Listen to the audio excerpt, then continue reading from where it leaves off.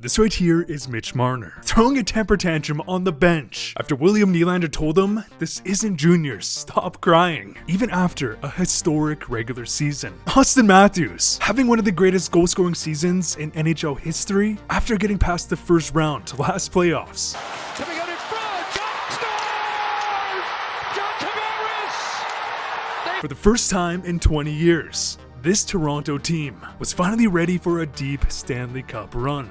Yet, we have been witnessing a complete and utter collapse. So the question is, what the hell is going on? Where is Marner? Someone, for the love of God, send out a search and rescue team, because this man seems to go missing in every playoff round. Where is the depth scoring? Oh wait, never mind. But seriously, winning a cup is a marathon, not a sprint. Each playoff experience provides building blocks, which will hopefully allow the team to get to the next level. As Marner throwing a temper tantrum on the bench truly encapsulates the frustration this team is feeling. More importantly, the frustration of the fans. And while researching the Leafs, trying to get to the bottom of what went wrong, I would discover something that was truly shocking.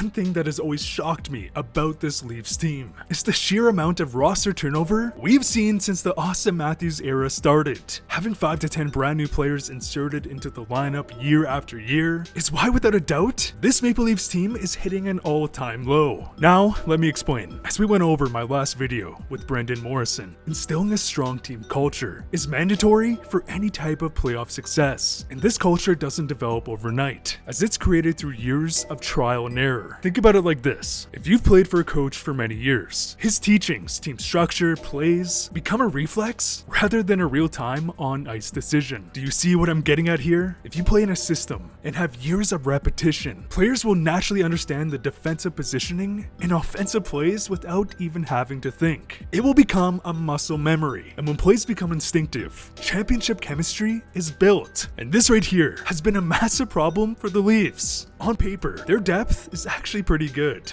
but every year they drastically change their roster due to salary cap issues, which then forces them to replace those players with new players. And the new players might be good, but being good doesn't replace culture, aside from their stars not showing up. This right here is the root of their issues, because when a team structure, more specifically, defensive awareness is not a muscle memory, you are far more likely to see defensive breakdowns. For example, in Game 1, just over 2 minutes into the game, Joel Edmondson would pinch the Bruins forward on a breakout. Ryan Reeves wouldn't recognize the play, a scramble ensues, Going the other way, Boquist beats it, scores! and Boston scores on a 2-on-1. Both Edmondson and Ryan Reeves have played less than 50 games for this team. This lack of chemistry and muscle memory would result in Reeves trying to be a bash brother. So if the system was truly instilled, Reeves would simply cover and prevent this odd man rush. As this series has seen non-stop, subtle, yes, yet very impactful defensive breakdowns, specifically on the penalty kill, where defensive positioning is crucial. In Game 3, to start the third on the PK, Toronto does a good job keeping Pasternak to the outside. Yet, for whatever reason, 3 Leafs decide to leave the system and attack the puck. Marchand now has a clear lane, Front, score! and Boston scores on the rebound. If this team was disciplined, played in a proper system, this goal should have never have happened, as they would lose this game on the exact same play. After a puck battle ensues behind the Leafs net, for whatever reason, 3 Leafs players attack the puck behind the net. Brad Marchand gets left wide open, There's a chance, Marchand scores! and just like that, game over. Don't get me wrong, I was cheering for the Leafs this season, but they are severely lacking discipline rooted to coaching. And I would be shocked if Keefe is here next season. And yes, I'm sure Sheldon Keefe is a great guy who makes the players feel good in a hard market, but it is clear that this team is lacking discipline, and all this has been magnified by constant roster turnover. Because this next finding will blow your mind. Which leads us to today's sponsor, SeatGeek. After one of the most entertaining regular seasons I've ever seen, I'm expecting an even crazier playoffs. So if you're like me, you've been looking for playoff tickets, whether it's the NHL or NBA, as I recently took advantage of SeatGeek for my fiance and her mom to go to Hosier in Calgary. And if you click the link in the description, even if you've already used SeatGeek, use the code RobTalksHockey10. and you'll receive 10% off your order up to 25 bucks. So have a couple sodies or adult beverages on me. Use your phone, open up the SeatGeek app, and add the code RobTalkSocky10 to your account. This offer is available for a limited time, so take advantage while you still can. Thank you SeatGeek for sponsoring today's video.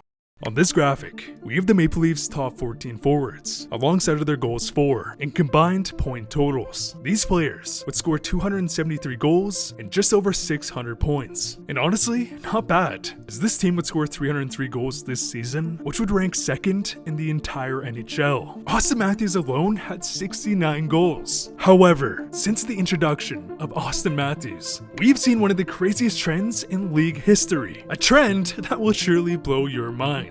On the right side of this graphic, we have players who were a part of the Leafs at some point in their career, whether they were drafted by them, acquired by trade, or signed in free agency. And well, the players Toronto gave away or lost would score a combined 310 goals and 691 points this past season. I kid you not. You could build an entire team with the players the Leafs lost, and they would have higher production than this Leafs roster. And some of you might be thinking they would lose a lot of these players due to their inability to keep them, to re-sign them. So yes, they scored more, but these players would surely be over the cap. No, we're not done here, as the forwards on the Leafs have a combined cap hit of over 58 million, which doesn't include the contract extension of Nylander. Okay, so the players they lost have a combined cap hit of just over 50 million, so nearly 8 million less for 40 more goals. Like seriously, you can't make this up. Is this not just one of the most absurd things you have ever seen? But wait, we are still not done. Toronto has scored 7 goals and 14 combined team points. The players they traded away, many of which didn't make the playoffs, have scored 15 playoff goals and combined for 22 points. I just can't right now. Yes, some of these players weren't going to re-sign, but you can't just ignore the fact that these players were a part of the roster, and either the Leafs just didn't recognize the talent, or they weren't able to keep them due to salary cap issues. As this topic has been beaten into a pulp so many times, the contracts on this team are just ridiculous. Because of this, they have lost so much depth, which would have compensated for their stars not showing up. Not to mention, if they keep their depth, their team culture and discipline is night and day better. And it begs the question, what is next for this team? Creating proper depth, those players developing which makes them lose those players because of cap issues will continue to be a problem. So to me at least, John Tavares has to take a massive discount. And I'm talking about him signing for 1 to 2 million to bring their depth to the next level. This team needs another high-end defenseman, but considering it has become nearly impossible to acquire a top 2 defenseman outside the draft, this is going to be a problem. But on the bright side, this team has the best goal scorer in the game. They have some young studs showing great potential. Joseph Woll has proved to me he has a future as a guy who will compete for the Vezina. So if they can retain their players, build culture, work on discipline, I still believe this team has a bright future. A big shout out to SeatGeek for sponsoring today's video. If you're looking for some playoff tickets, check out my link down below to receive 10% off your order up to 25 bucks. And as always, thanks for watching.